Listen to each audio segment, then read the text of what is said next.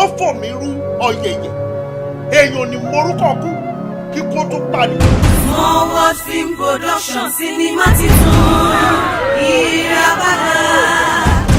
ìràpadà Ọdúnládé Adékọ́lá dáná sun kọjọ ìràpadà ìgboro ti dàrú. Sinimá titun ìràpadà mọ̀rí tó mọ̀rí ìlémèrè kórè ìlémèrè ó má bàa burú àṣemúláṣetà kámẹ́rà rẹ̀ fẹsẹ̀ sí kẹlẹ́dàá wa ó má gbàbọ̀dẹ̀ Ọdúnládé Adékọ́lá babaláwo dáná sun. tí wọn bá gbẹ́bọ yìí ìyẹn bọ ìràpadà ẹ̀mí ò lè wà láàyè. ẹbọ ńlá ló do ẹran lọ́sàn gangan gbẹgẹdẹ gbiná sàǹgbàfọ ilé irúsọ̀ngì kásá ó di tàkúrò gan catastrophe chaos war ìràpadà.